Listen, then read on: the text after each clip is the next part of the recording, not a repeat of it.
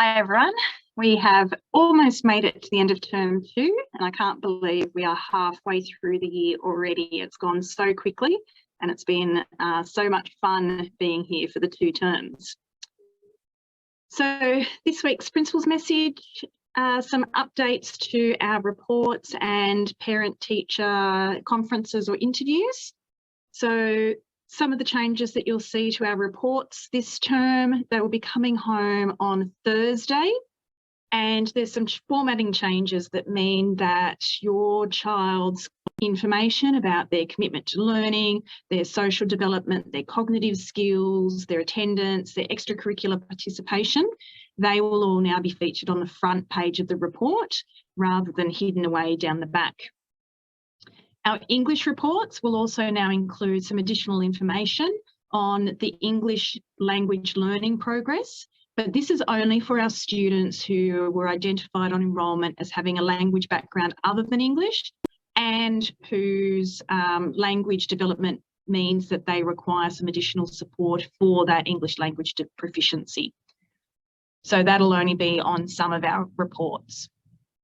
Our mathematics reports now also include information on how your child has applied their working mathematically skills across the different content areas, which is a real focus of the new syllabus, making sure that children are connecting different ideas and concepts from different areas. And just for our K-2 students this year, the English reports now include identified focus areas instead of indicators. And that's because the new syllabus has changed the way that they organise content and skills.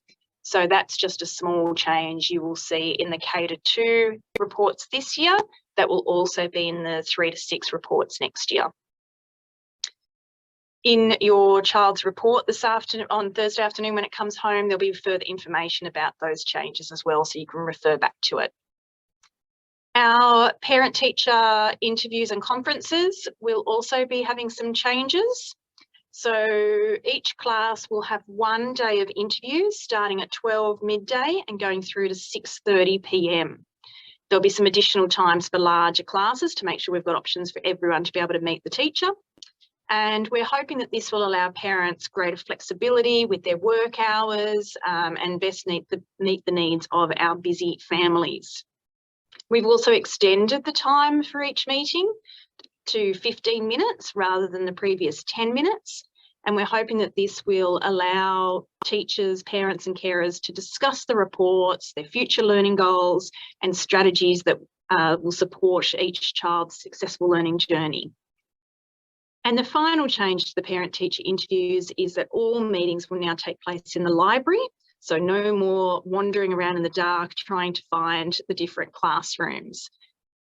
So Thursday afternoon, you'll receive your child's report. There will also be information about how to book those interview times, and we'll also share that through the parent portal as well. So look out for that. Just a quick update, the anxiety workshops, we are still collecting feedback from the families who did attend, but also those who did not attend, find out why. If you are able to take a couple of minutes to fill out the survey, I'd be really appreciative. You can use the survey to express your interest in additional workshops as well, if that's something you are interested in. On Thursday mornings this term, our Year 4 enrichment program, the Combined School Science Immersion program, have been working with our Year 10 mentors from Fort Street High School to complete their investigations.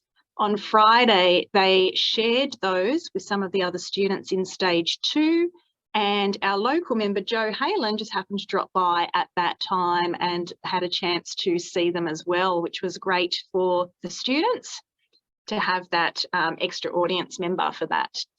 It was great practice before they present to the other schools at Fort Street High School tomorrow. Good luck to our students. Remember that you meet at 8:30 here and walk up to Fort Street High School with Miss Bookalil, or if you are being dropped at the high school at 9 a.m, please make sure Miss Bookalil knows that and she will meet you there. Parents are welcome to attend from 12 till 1:15, and then students will walk back to school at 1:30 p.m. So good luck to all those students. The walkathon last week was a fantastic day. Don't forget, there are class prizes for the class that raises the most money, $300, $200 and $100 for the first 3. You have until the 21st of July to contribute towards the upgrade of our outdoor learning space in Wilkins Green. Currently, we have raised $19,000, but we'd really love to raise a little bit more. So make sure you jump on there before July 21.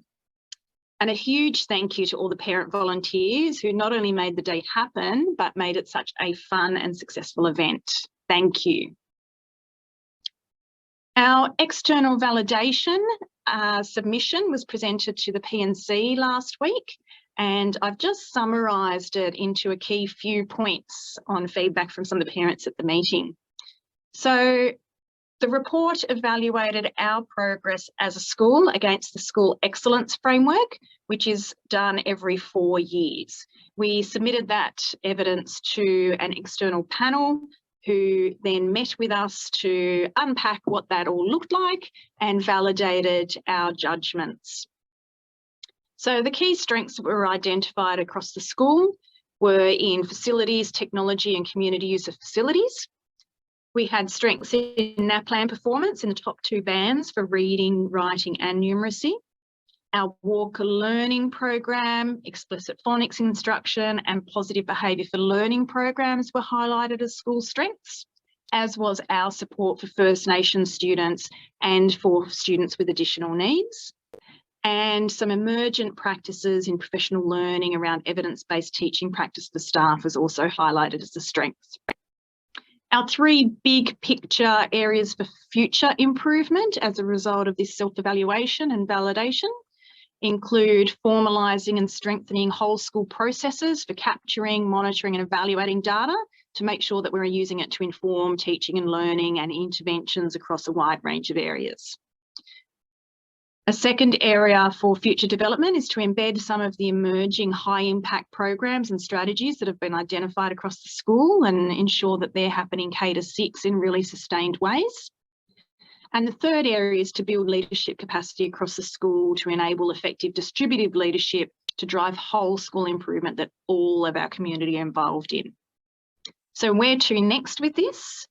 We'll be spending the next 2 terms working with staff, students and the community to dig more deeply into our data and our practices to really determine what are the 3 big ticket items that we want to work on for the following 4 years. We'll also revisit our school purpose and values and formulate our new strategic improvement plan. So looking forward to working with the community on that. Quick update on NAPLAN. We are hoping that individual student reports will be here early in next term. They are expected to be dispatched in week 1, but that is subject to change. So we'll keep you updated on that one. Our positive behaviour for learning focus at this week is on the school holidays and being respectful in the community. So we're really wanting to make sure that our students know that it's not just when we're at school that we are safe, respectful learners. We can be displaying these positive behaviour for learning values across the community as well. So parents, you can reinforce this with your students over the break, asking them, are you being safe? What could you do to make sure you're being safe? Are you being respectful? What could you do or say to be more respectful of others or more respectful of the environment? And are you being a learner? So hoping that our students will be able to demonstrate those values over the next 2 weeks as well. And of course, this week is NAIDOC week. It has been beautiful to see all of the work that the children are doing in class, celebrating the theme for our elders and just recognising Aboriginal and Torres Strait Islander culture and histories has been really great. We have 2 performers coming for incursions, a dance and a comedian, which will be so much fun for the students. And we're also hosting a smoking ceremony that all our families are invited to attend if you would like to on Thursday afternoon at 1:40. Our First Nations families are then invited to join us after the smoking ceremony for a yarn up in the staff room. So looking forward to seeing many of you there. And final thing from me, uniform shop, pre-orders of the sports tops are now available. So last few days to use those back to school vouchers. If you haven't done so yet, get in quick and use them before they disappear. All right, so that's about it from me. Check out in the newsletter, there are some dates for your diary that you need to plug into your calendars to make sure that you don't miss out on some of those upcoming events. And have a fantastic holiday when it gets here.